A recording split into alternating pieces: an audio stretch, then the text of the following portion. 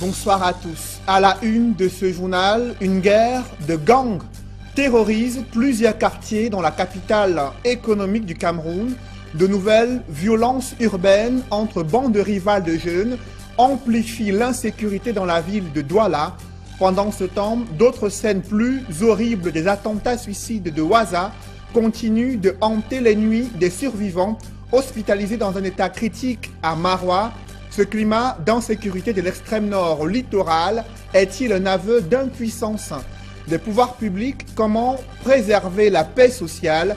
C'est le dossier à suivre en ouverture de ce journal. Vous suivrez également l'indignation des populations face à une route nationale numéro 5 en piteux état et accidentogène. Malgré le cri de détresse des populations, rien n'a changé depuis de nombreuses années dans le département du Mungo. Évocation au cœur de ce journal.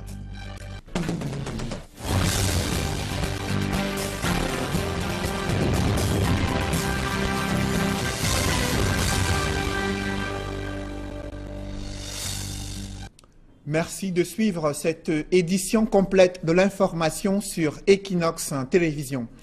Ils ont vécu l'horreur lors du récent attentat suicide perpétré à Waza, ayant fait plus d'une dizaine de morts et une trentaine de blessés dans cette localité située à l'extrême nord du Cameroun.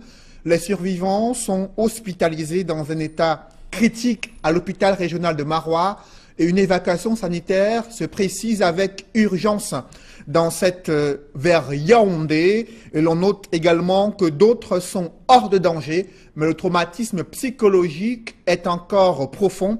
Le gouverneur de l'extrême nord a pu s'en rendre compte lors d'une visite effectuée auprès des victimes de ces attentats suicides perpétrés à Waza, eux qui sont désormais à l'hôpital régional de Maroua dans un état critique, et une évacuation sanitaire vers Yaoundé se précise avec urgence selon les médecins rencontrés par le gouverneur de l'extrême nord Midiawa Bakari.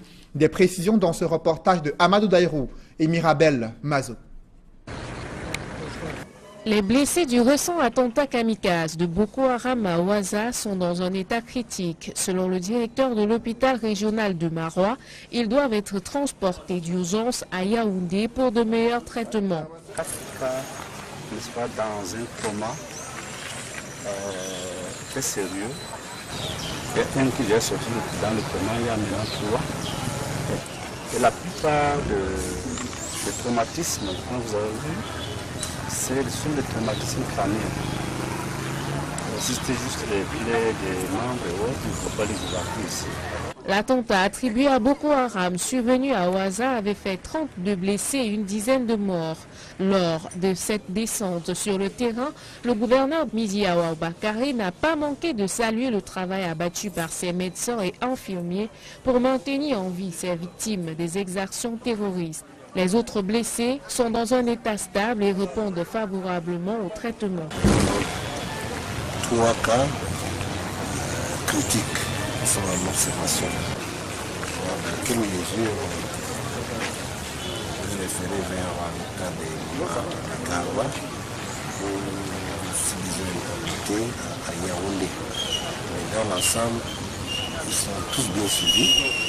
Nous avons reçu des instructions fermes au chef de l'État pour leur apporter tout le nécessaire. Les habitants de cette localité reprennent progressivement leur activité. Ce climat d'insécurité à l'extrême nord est-il un aveu d'impuissance de la part des pouvoirs publics, et malgré le fort déploiement des forces de sécurité et de défense, mais aussi d'une force sous-régionale qui lutte contre la secte terroriste Boko Haram? Comment préserver la paix sociale au Cameroun? Ces questions doivent être à l'ordre du jour de la conférence semestrielle des gouverneurs prévue dès demain à Yaoundé. Éric Marsan-Diomo analyse les enjeux et le rôle des gouverneurs dans cette préservation de la paix sociale au Cameroun. Reportage. Un des principaux points sur lesquels les gouverneurs des régions se pencheront, et ceci au regard du thème de cette conférence semestrielle, c'est la protection de l'espace national. La résurgence et la multiplication des attaques de la secte islamiste Boko Haram depuis le début de l'année a fait plusieurs dizaines de victimes dans la région de l'extrême nord du pays. Des attaques à Moura, Kousséri, Ouaza, entre autres, à valeur d'incursions ennemies sur le territoire camerounais. La mise en place des stratégies pour assurer une meilleure protection de l'espace national dans cette partie du pays et ailleurs sera au menu des travaux. L'on se souvient aussi qu'il y a de cela quelques semaines, la frontière entre le Cameroun et la République centrafricaine était fermée au niveau de la localité de Toubouro, avec pour raison les motifs sécuritaires côté Cameroun. La question de l'insécurité grandissante, elle aussi, dans plusieurs régions du Cameroun, préoccupe les gouverneurs. Les régions de l'Est, du littoral, celles septentrionales en sont quelques foyers. Malgré les discours et au-delà du déploiement des forces de l'ordre, l'insécurité semble avoir fait son nid dans ces régions. Quid des partis anglophones du Cameroun, toujours secoués par la crise et les revendications qui mettent à mal la cohésion et la paix sociale. Du 25 au 27 juillet 2017, les patrons de région devront donc trouver des thérapies à ces divers maux qui minent leurs unités de commandement. Après des scènes de violence entre bandes rivales de jeunes vécues à New Bell, une guerre de gangs continue de terroriser d'autres quartiers dans la cité capitale. Cette fois-ci, c'est la cité SIC, non loin de la zone universitaire, qui a été le théâtre d'une violente altercation entre des jeunes armés venus molester d'autres jeunes accusés d'avoir perpétré des vols dans un autre quartier, des représailles qui ont provoqué un tollé et les populations riveraines qui se plaignent de cette insécurité grandissante dans le 5e arrondissement de Douala. Nous y reviendrons au cours de ce journal. C'est un début de semaine assez pénible pour des usagers confrontés à d'énormes bouchons au rond-point d'Eido, là où se déroulent les travaux de construction du deuxième pont sur le Vouri, mais aussi ceux de la pénétrante ouest de Douala. Les populations qui ont vécu à la fois la pluie, mais aussi des difficultés de pouvoir se mouvoir. Et elles avaient les nerfs à fleur de peau. C'est le constat que font nos reporters François Dikoumet et Kate Diarra. Une file interminable de véhicules qui se suivent, des conducteurs de moto-taxi ainsi que des piétons qui essaient de se frayer un chemin à travers. Le tout sous un concert assourdissant de klaxons. Voici la réalité des usagers de la route, au lieu dit rond-point d'Aïdou. Il y a la moto ici avant, le pont mal mauvais, il n'y a même pas moyen de passer. Toujours, il y a toujours ce genre d'embouteillage. Ça nous met toujours mal à l'aise. Pour de nombreuses personnes, c'est l'entreprise en charge de la construction du second pont sur le Vouri qui est à l'origine de ce désordre. On est en train de travailler, mais ça ne venait pas pour travailler, pour nous faire une passage là où on peut passer. Ils viennent, ils bloquent la roue, ils se mettent à travailler. Bon, c'est pas mal, mais nous, on n'a pas moyen de passer. Un désordre d'autant plus amplifié par la présence sur le rond-point de nombreuses difficultés, à l'instar de l'eau souillée qui déborde des rigoles, ainsi que des nids de poules. Ça fait 45 minutes que je suis là. Il y a les petits cris, les nids de poules là. Je ne sais pas, l'entreprise qui a, ils ne font pas l'effort d'essayer de racler pour que ça puisse circuler vite. La responsabilité des conducteurs de moto-taxi est également dégagée. Non, ce n'est pas seulement les travaux là, c'est les désordres même qui font ça. Surtout les benzineurs là. Moi-même, je suis un benzineur, je fais les désordres. C'est les désordres qui font ça, qui cause la mouillage là. Pour les habitués du trajet feu rouge Bonabéry, il existerait des heures au cours desquelles il est quasiment impossible de circuler. Ils sont là en train de travailler à la moto, surtout dans la matinée et à partir de 17h, 21h. C'est même pas moyen de passer. Pendant ce temps, du côté de l'entreprise en charge de la réfection de cette voie, les travaux se poursuivent, même en saison de pluie. Initialement prévue pour juillet 2017, la livraison de cette voie a été repoussée à janvier 2018 à cause de l'énorme retard dû au paiement tardif des indemnisations et à la libération des emprises. C'est l'indignation totale des populations face à une route nationale numéro 5 en piteux état et accidentogène. Elles se plaignent depuis de nombreuses années de la dégradation de cette route sans que les pouvoirs publics ne lèvent le moindre petit doigt. Elles s'expriment dans ce reportage signé Jacques Mollon, Séverin Toubon et Julienne Berthe-Bissaille. La nationale numéro 5 dans le département du Mungo ne cesse de faire parler d'elle. Il y a quelques jours, ce semi-remorque transportant de la farine en provenance de Douala pour la région de l'Ouest a achevé sa course folle dans ces 3 boutiques, causant d'importants dégâts matériels. Il s'est retrouvé dans les trous là. des nids de poules que vous voyez. Et comme ça portait une charge tellement lourde, le camion a balancé. En balançant maintenant, là, il s'est retrouvé sur les dos d'âne. Et en voulant esquiver, puisque c'est la remorque qui devait pousser normalement le camion, ça a pris notre direction vers les habitants. Le chauffeur du véhicule s'en est sorti, le pied broyé. On a pu placer la devanture avant de récupérer le chauffeur. Presque 1 heure du temps, avec les haches, les machettes et tout. La main, le pied coupé. Le pied coupé entièrement.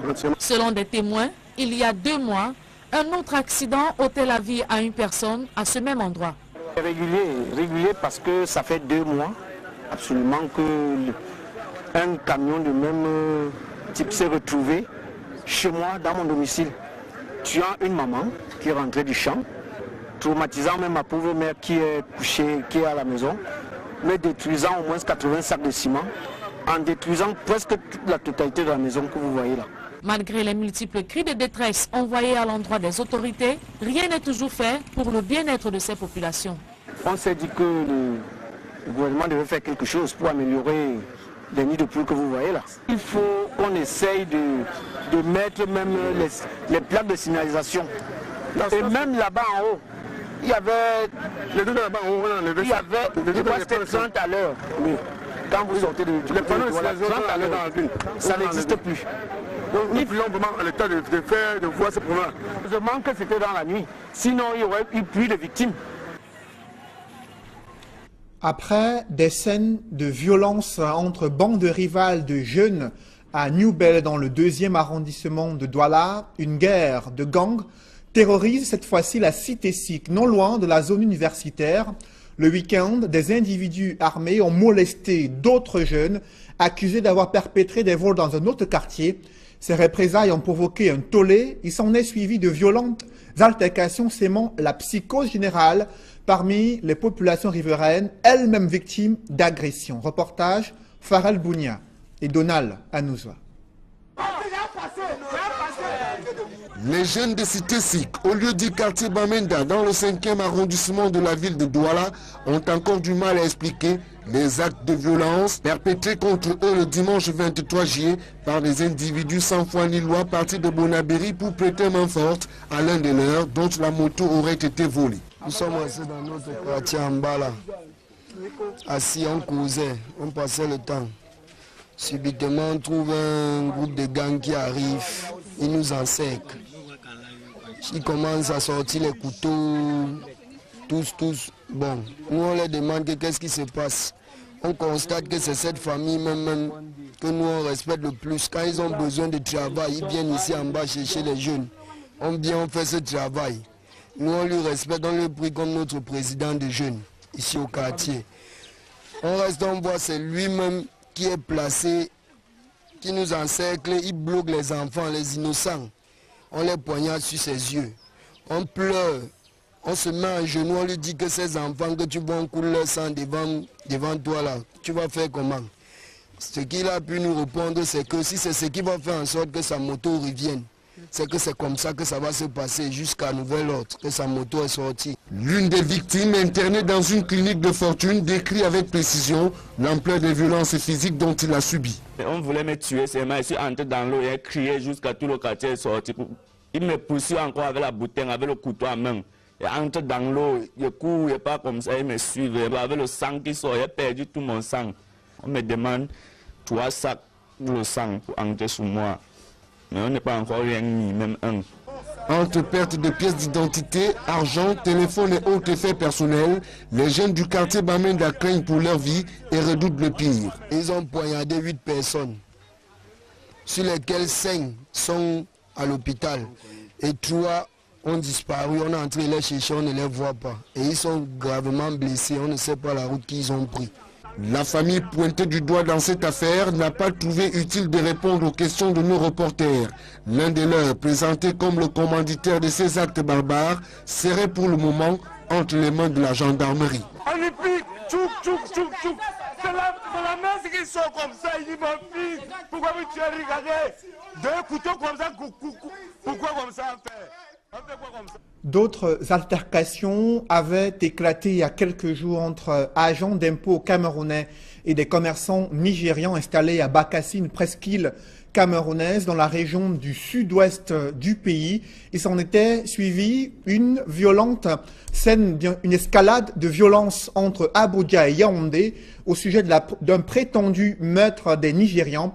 Le gouvernement camerounais avait démenti. Aujourd'hui, l'heure est à l'apaisement. Autorités nigérianes et camerounaises se sont rendues à Bakassi pour sensibiliser les populations du Nigeria, mais aussi du Cameroun à cet effet.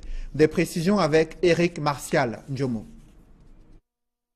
Il s'est agi pour les autorités camerounaises et consulaires nigérianes de descendre sur le terrain, s'enquérir de la situation et surtout rassurer les populations des deux pays qui vivent à Bakassi et ses environs. Tout est parti d'une altercation entre agents d'impôts camerounais et certains commerçants nigériens établis à Idabato, à quelques kilomètres de Bakassi, qui refusaient de s'acquitter de leurs impôts. Les autorités camerounaises avaient tranché, demandant aux Nigérians de se conformer à la réglementation en vigueur. Plus tard, sur les réseaux sociaux, une rumeur annonçait l'assassinat d'un pêcheur nigérian suite à cette affaire. Le préfet du département d'Undian, dans la région du sud-ouest, Eta Bokuya Achou, au terme de sa descente, confirme qu'il n'y a eu aucun mort.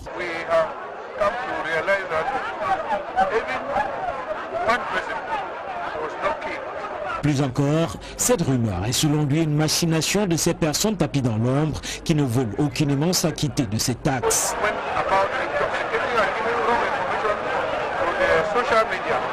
Cette posture est partagée par le représentant du consul du Nigeria, Boya.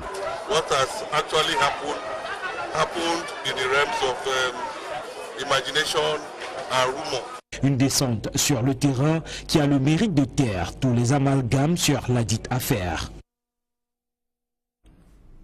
Des batailles de succession dans les chefferies traditionnelles et des litiges fonciers font rage dans le département de la Villa, situé dans la région du Sud, et la deuxième femme préfet dans l'histoire politico-administrative du Cameroun a été appelée à pouvoir trouver des solutions afin de préserver la cohésion sociale dans ce département. Rachel Akono-Ngazan a été installée il y a quelques jours dans son département et son nouveau territoire de commandement. Des précisions avec Roger Takala et Nadine Yambou.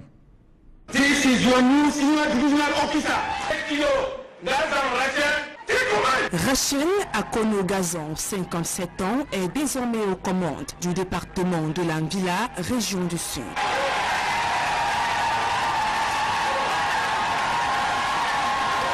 La deuxième femme préfet dans le commandement territorial au Cameroun vient de prendre fonction ici à la place des fêtes de Kovos.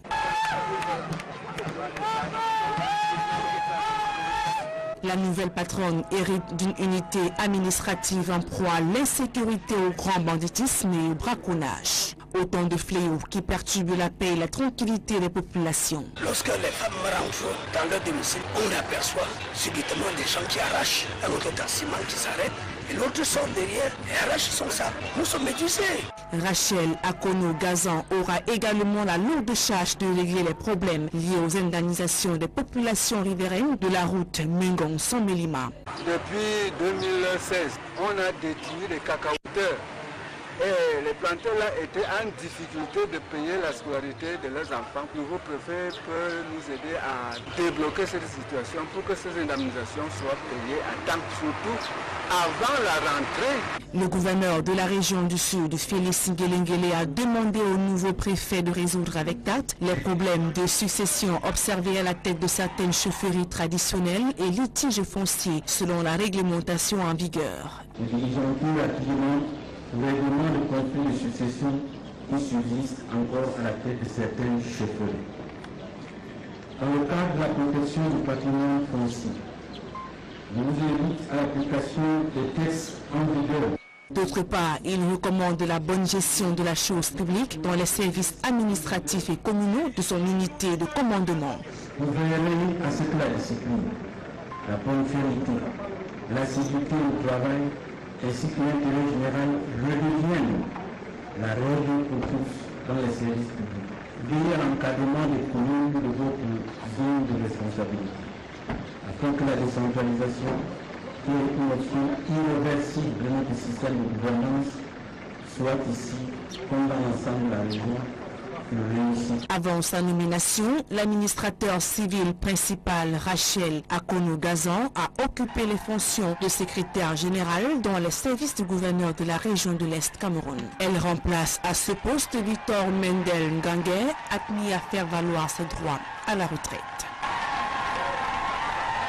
Dans l'escale internationale en Turquie, 17 journalistes d'un quotidien sont jugés pour leur soutien présumé à une organisation terroriste. La première audience de ce procès a suscité une mobilisation des populations turques dans les rues. Elles protestent contre la violation de la liberté d'expression en Turquie. On voit tout cela avec nos confrères de Renews. Ils sont venus soutenir la liberté de la presse en Turquie. Plusieurs centaines de personnes se sont rassemblées à Istanbul, à proximité d'un tribunal où sont jugés depuis ce lundi 17 journalistes du quotidien Cumhuriyet pour des accusations d'aide à une organisation terroriste. Accusations largement considérées comme un prétexte pour réduire au silence l'un des derniers journaux turcs d'opposition. Le quotidien, dont le nom signifie République, a été fondé en 1924. Le procès est donc un vrai test pour la liberté d'expression à l'heure où la Turquie est en pleine purge politique. Can Dündar, l'un des accusés, est exilé en Allemagne. Je suis fier de mes amis qui sont en prison et qui continuent de résister et de défendre le journal et leur droit à s'exprimer et défendre la vérité. Depuis l'arrestation de ces journalistes, le quotidien laisse systématiquement un encart vierge là où auraient dû paraître les textes de ses chroniqueurs écroués. Les partisans du président Recep Tayyip Erdogan accusent Cumhuriyet de soutenir les organisations kurdes considérées comme terroristes, comme le PKK. Certains accusés encourent 43 ans de prison. Vous le savez, la modification inattendue du cahier de charges de la CAN 2019 a suscité de vives réactions au Cameroun, mais aussi sur l'ensemble du continent africain. Finalement, les autorités camerounaises se sont résolues à se plier à ce nouveau cahier de charges et à être prêtes à pouvoir organiser et réussir le pari d'organiser la CAN 2019 au Cameroun. Des précisions avec Nana Paul Sabin dans ce reportage. Comme un seul homme, y compris Abdourahmane Hamadou Baba, farouche opposant aux dirigeants actuels de la FECAFOOT, les Camerounais ont vigoureusement protesté contre la décision de la CAF de changer arbitrairement le cahier des charges de la CAN 2019. Mais le temps de la colère est vite passé et du coup, le gouvernement et les autorités footballistiques, après un court moment d'hésitation, ont décidé de faire contre mauvaise fortune bon cœur. Une nouvelle posture qui trahit une certaine fierté, voire un certain orgueil, face au malgache Hamad, le nouveau président de la CAF, accusé de vouloir se venger à tout prix et à tous les prix de son prédécesseur Issa Hayatou. De toutes les façons, le Cameroun a décidé de montrer qu'il peut se surpasser pour atteindre la barre désormais placée très haut. Bien loin de la polémique, le gouvernement s'est engagé à respecter à l'aveuglette le nouveau cahier des charges. Nous disons à l'aveuglette parce que ce cahier des charges n'est pas encore rédigé. Cependant, l'on sait que le nouveau cahier des charges sera plus lourd, avec 24 équipes à loger, 6 stades à construire ou à mettre aux normes de la CAF, des infrastructures aéroportuaires, routières, hôtelières, hospitalières à mettre aussi à jour. Un chantier titanesque à livrer dans 20 mois. 3 ans après avoir brillamment gagné l'organisation de la CAN 2019, Yaoundé a dormi sur ses 2 oreilles. Dans le premier cahier des charges, un seul des 3 stades à construire, celui de Bafoussam, est sorti de terre. Le nombre de stades étant passé de 4 à 6, les organisateurs vont devoir engager une véritable course contre la montre. Le président de la FECAFOOT et le ministre des Sports multiplient des discours pour rassurer. Sauf que le temps n'est plus au discours, mais à l'action. Cette problématique de l'organisation de la CAN 2019 continue d'alimenter les débats dans les milieux sportifs. C'est l'un des sujets inscrits à l'ordre du jour de l'émission 100% foot à suivre juste après ce journal. Émission présentée par Étienne Pascal Azégué. Un public reportage dans cette édition du 20h, Piquet Focam Institute encourage l'excellence scolaire.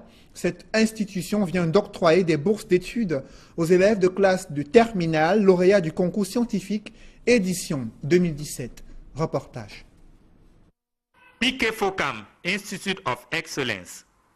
L'institution n'a jamais autant porté son nom qu'à l'occasion de cette cérémonie de remise des récompenses aux lauréats du concours scientifique édition 2017. Le concours scientifique qui est organisé vise à stimuler et à encourager l'excellence, créer, entretenir l'esprit d'émulation chez les jeunes, l'esprit d'émulation qui est en fait une incitation au travail. Le concours scientifique est ouvert aux élèves des classes terminales et Upper 6 des différentes régions du Cameroun. 5 régions étaient concernées cette année: l'Adamawa, le centre, le littoral, le nord et l'ouest. Après une première sélection, les 5 meilleurs de chaque région se sont retrouvés à Yaoundé pour le tournoi final. On choisit les meilleurs établissements et chaque établissement nous produit 2 de ses meilleurs étudiants, de ses meilleurs élèves en mathématiques. Le concours se fait au niveau régional. On sélectionne les 5 meilleurs de chaque région et à l'issue de cela, les 5 meilleurs viennent concourir à Yaoundé, à Piquet Focam, pour obtenir les 5 meilleurs de la nation. Meilleur parmi les meilleurs, au final, Yvon Sébastien Mandela, du lycée de Japoma, région du littoral, est classé premier. L'émotion est à son comble au moment de recevoir son prix.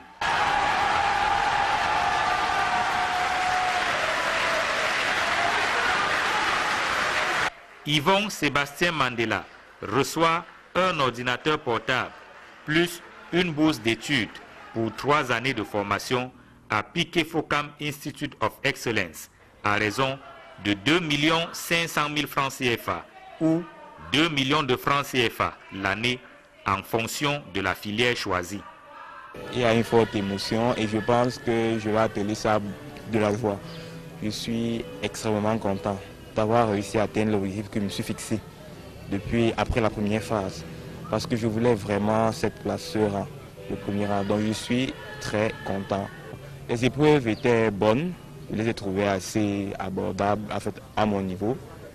J'ai fait le maximum pour être le plus rapide possible et je pense que ça suffit. Deuxième au classement, Yann Julius Eba Ekoto du lycée classique de Tchang reçoit lui aussi un ordinateur portable plus une demi-bourse de formation à Piquet Focam Institute of Excellence. En plus d'un laptop, les candidats classés 3e, 4e et 5e respectivement reçoivent des bourses d'une valeur de 25 à 20 000 francs CFA par mois et par an. Le concours scientifique qui est organisé vise une incitation au travail. Et comme le disait Prudent, l'émulation, c'est le moteur, en quelque sorte, n'est-ce pas, le plus énergique de la jeunesse.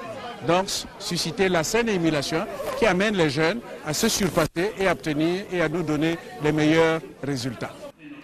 Les récompenses ne se limitent pas aux élèves. Des prix spéciaux sont offerts aux établissements scolaires du ressort de chaque candidat en fonction du rang de l'élève. Depuis la première édition en 2011, 7 régions jusqu'ici ont pris part au concours scientifique de Piquet Focam Institute of Excellence. L'expérience sera étendue à l'ensemble des 10 régions du Cameroun. Mesdames, Messieurs, c'est la fin de ce journal. Merci de l'avoir suivi. Je vous souhaite une bonne soirée sur Equinox Télévision.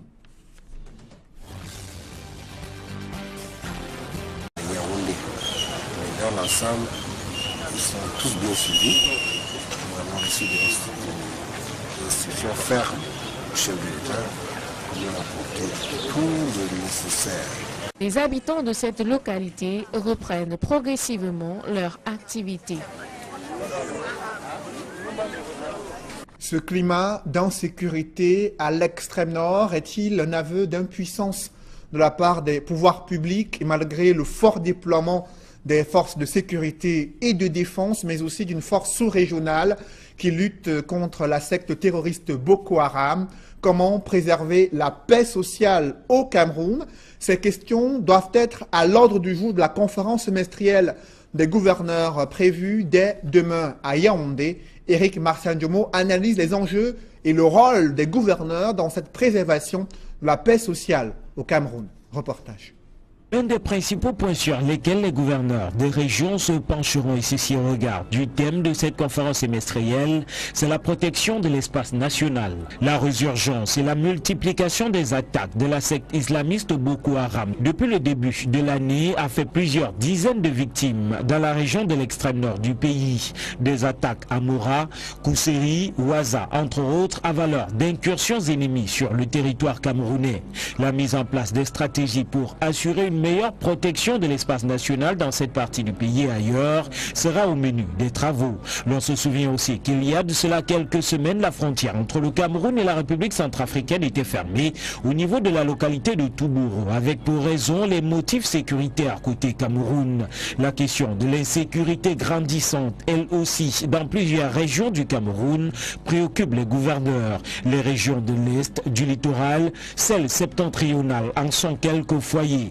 Malgré les discours et au-delà du déploiement des forces de l'ordre, l'insécurité semble avoir fait son nid dans ces régions. Quid des partis anglophones du Cameroun toujours secoués par la crise et les revendications qui mettent à mal la cohésion et la paix sociale. Du 25 au 27 juillet 2017, les patrons de région devront donc trouver des thérapies à ces divers maux qui minent leurs unités de commandement. Après des scènes de violence entre bandes rivales de jeunes vécues à Newbel, une guerre de gangs continue de terroriser d'autres quartiers dans la cité capitale.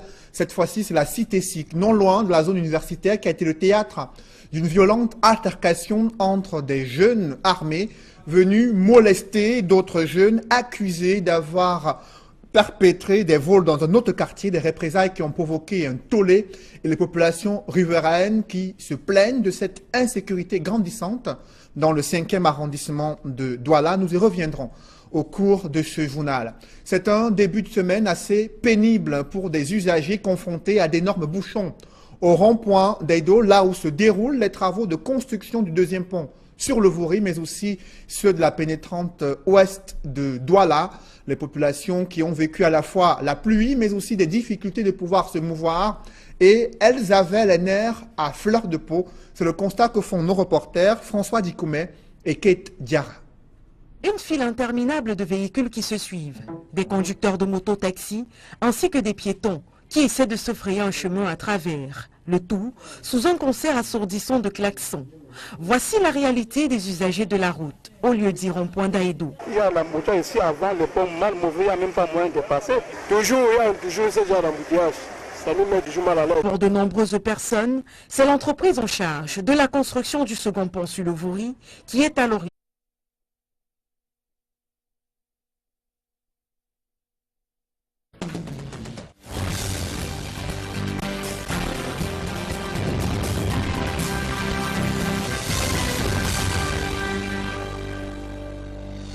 Bonsoir à tous. À la une de ce journal, une guerre de gangs terrorise plusieurs quartiers dans la capitale économique du Cameroun. De nouvelles violences urbaines entre bandes rivales de jeunes amplifient l'insécurité dans la ville de Douala. Pendant ce temps, d'autres scènes plus horribles des attentats suicides de Ouaza continuent de hanter les nuits des survivants hospitalisés dans un état critique à Maroua. Ce climat d'insécurité de l'extrême nord au littoral est-il un aveu d'impuissance des pouvoirs publics? Comment préserver la paix sociale? C'est le dossier à suivre en ouverture de ce journal. Vous suivrez également l'indignation des populations face à une route nationale numéro 5 en piteux état et accidentogène. Malgré le cri de détresse des populations, rien n'a changé depuis de nombreuses années dans le département du Mungo. Évocation au cœur de ce journal.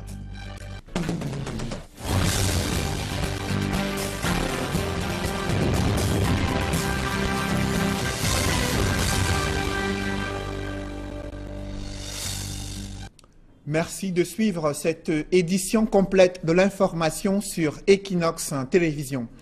Ils ont vécu l'horreur lors du récent attentat suicide perpétré à Ouaza, ayant fait plus d'une dizaine de morts et une trentaine de blessés dans cette localité située à l'extrême nord du Cameroun.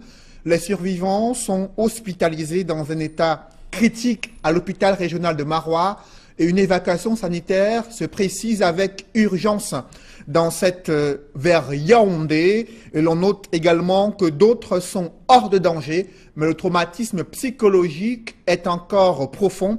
Le gouverneur de l'extrême nord a pu s'en rendre compte lors d'une visite effectuée auprès des victimes de ces attentats suicides perpétrés à Ouaza, eux qui sont désormais à l'hôpital régional de Maroua dans un état critique, et une évacuation sanitaire vers Yaoundé se précise avec urgence selon les médecins rencontrés par le gouverneur de l'extrême nord Midiawa Bakari. Des précisions dans ce reportage de Amadou Daïrou et Mirabel Mazo. Les blessés du récent attentat kamikaze de Boko Haram à Ouaza sont dans un état critique. Selon le directeur de l'hôpital régional de Maroua, ils doivent être transportés d'urgence à Yaoundé pour de meilleurs traitements. N'est-ce pas, dans un coma très sérieux. Il y a un qui est sorti dans le coma il y a maintenant 3.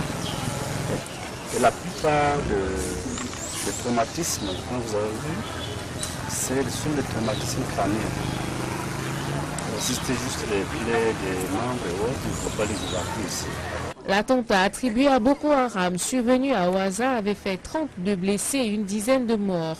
Lors de cette descente sur le terrain, le gouverneur Midiawa Bakari n'a pas manqué de saluer le travail abattu par ses médecins et infirmiers pour maintenir en vie ces victimes des exactions terroristes. Les autres blessés sont dans un état stable et répondent favorablement au traitement. 3 cas critiques sont en observation. Dans quelle mesure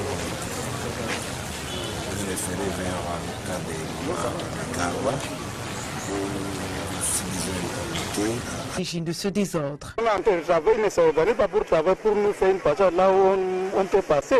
Ils viennent, ils bloquent la rue, ils se mettent à travailler. Bon, c'est pas mal, mais nous, on n'a pas moyen de passer. Un désordre d'autant plus amplifié par la présence sur le rond-point de nombreuses difficultés, à l'instar de l'eau souillée qui déborde des rigoles, ainsi que des nids de poules. Ça fait 45 minutes que je suis là. Il y a les petits cris, les nids de poules là. Je ne sais pas, l'entreprise qui a, ils ne font pas l'effort d'essayer de racler pour que ça puisse circuler les vides. La responsabilité des conducteurs de moto-taxi est également dégagée. Non, ce n'est pas seulement les travaux là, c'est les désordres même qui font ça. Surtout les bézinaires là. Moi-même, je suis un bézinaire, je fais les désordres. C'est les désordres qui font ça, qui cause la mouillage là. Pour les habitués du trajet feu rouge Bonabéry, il existerait des heures au cours desquelles il est quasiment impossible de circuler. Ils sont là en train de travailler à la moto, surtout dans la matinée et partir de 17h, 21h. C'est même pas moyen de passer. Pendant ce temps, du côté de l'entreprise en charge de la réfection de cette voie, les travaux se poursuivent, même en saison de pluie. Initialement prévue pour juillet 2017, la livraison de cette voie a été repoussée à janvier 2018 à cause de l'énorme retard dû au paiement tardif des indemnisations et à la libération des emprises. C'est l'indignation totale des populations face à une route nationale numéro 5 en piteux état et accidentogène. Elles se plaignent depuis de nombreuses années de la dégradation de cette route sans que les pouvoirs publics ne lèvent le moindre petit doigt. Elles s'expriment dans ce reportage signé Jacques Molon, Séverin Chouban et Julienne Berthe-Bissaye.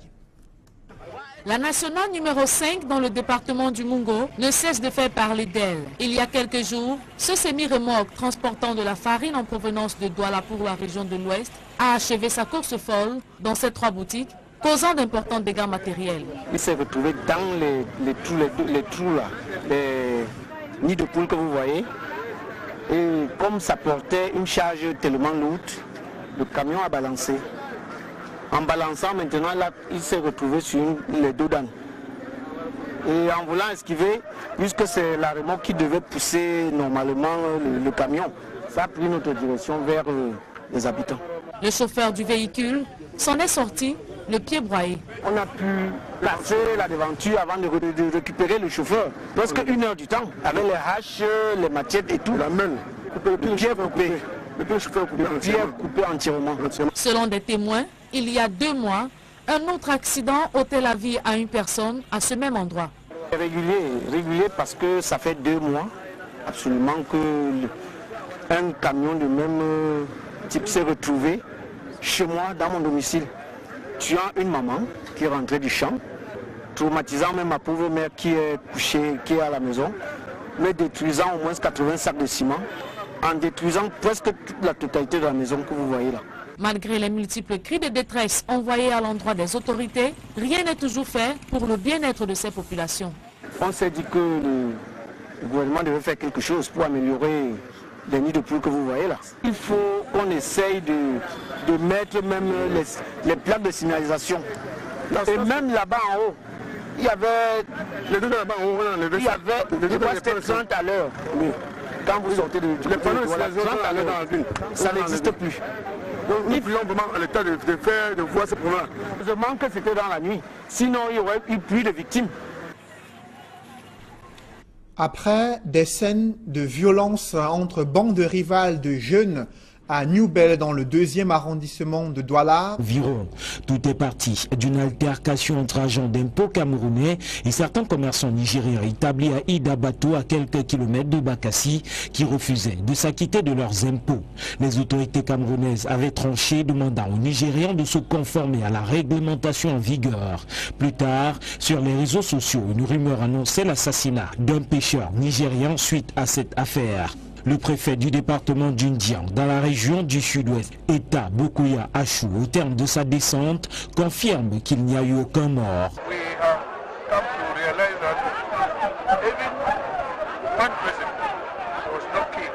Plus encore, cette rumeur est selon lui une machination de ces personnes tapies dans l'ombre qui ne veulent aucunement s'acquitter de ces taxes.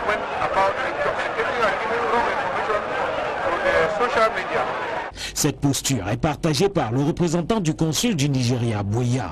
What has actually happened in the realms of imagination and rumor.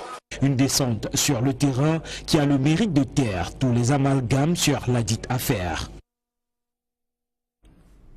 Des batailles de succession dans les chefferies traditionnelles et des litiges fonciers font rage dans le département de la Villa, situé dans la région du Sud, et la 2e femme préfet dans l'histoire politico-administrative du Cameroun a été appelée à pouvoir trouver des solutions afin de préserver la cohésion sociale dans ce département. Rachel Akono-Ngazan a été installée il y a quelques jours dans son département et son nouveau territoire de commandement. Des précisions avec Roger Takala et Nadine Yambou.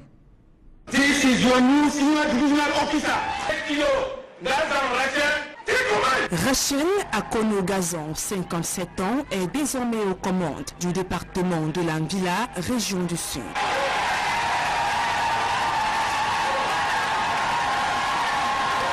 La 2e femme préfet dans le commandement territorial au Cameroun vient de prendre fonction ici à la place des fêtes de Kovos.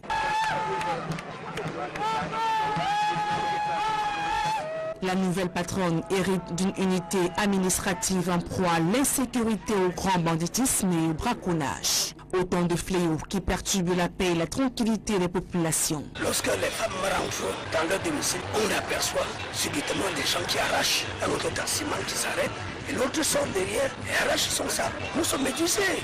Rachel Akono-Ngazan aura également la lourde charge de régler les problèmes liés aux indemnisations des populations riveraines de la route Mingon-Somelima.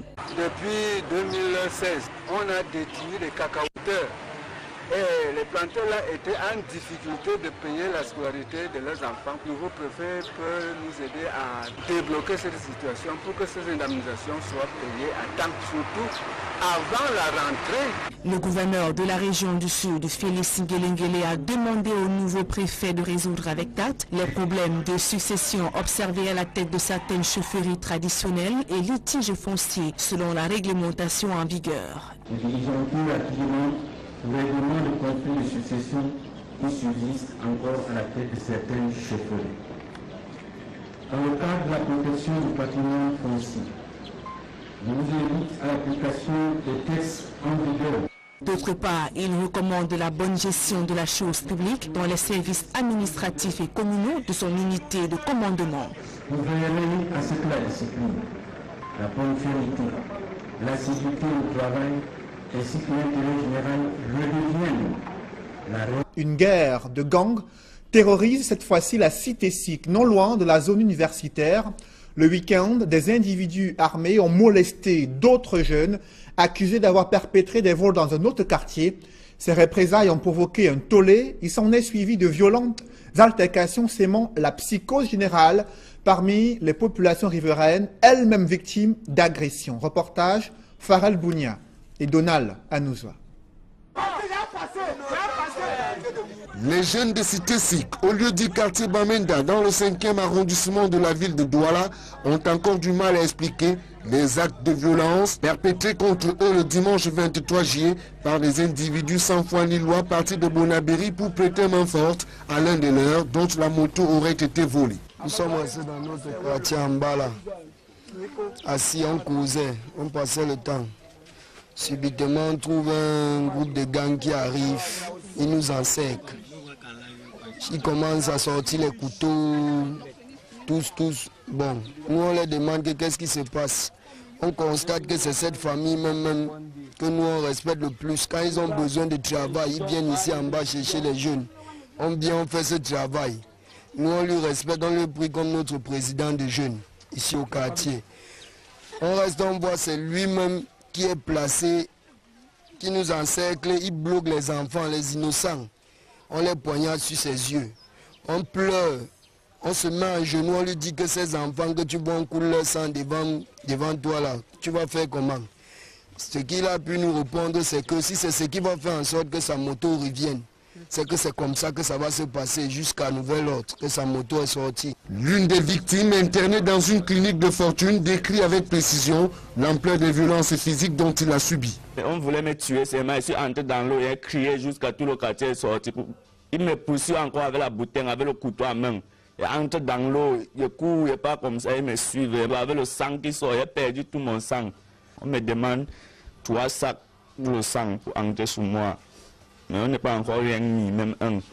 Entre perte de pièces d'identité, argent, téléphone et autres effets personnels, les jeunes du quartier Bamenda craignent pour leur vie et redoutent le pire. Ils ont poignardé 8 personnes, sur lesquelles 5 sont à l'hôpital et 3 ont disparu. On est entré les chercher, on ne les voit pas. Et ils sont gravement blessés, on ne sait pas la route qu'ils ont pris. La famille pointée du doigt dans cette affaire n'a pas trouvé utile de répondre aux questions de nos reporters. L'un de leurs, présenté comme le commanditaire de ces actes barbares, serait pour le moment entre les mains de la gendarmerie. On y pique, tchouk. C'est la main qui sort comme ça, il dit mon fils, pourquoi tu as regardé 2 couteaux comme ça, pourquoi comme ça on fait? D'autres altercations avaient éclaté il y a quelques jours entre agents d'impôts camerounais et des commerçants nigérians installés à Bakassi, une presqu'île camerounaise dans la région du sud-ouest du pays. Il s'en était suivi une violente scène, une escalade de violence entre Abuja et Yaoundé au sujet d'un prétendu meurtre des Nigérians. Le gouvernement camerounais avait démenti. Aujourd'hui, l'heure est à l'apaisement. Autorités nigérianes et camerounaises se sont rendues à Bakassi pour sensibiliser les populations du Nigeria, mais aussi du Cameroun à cet effet. Des précisions avec Eric Martial Ndjomo. Il s'est agi pour les autorités camerounaises et consulaires nigérianes de descendre sur le terrain, s'enquérir de la situation et surtout rassurer les populations des 2 pays qui vivent à Bakassi et ses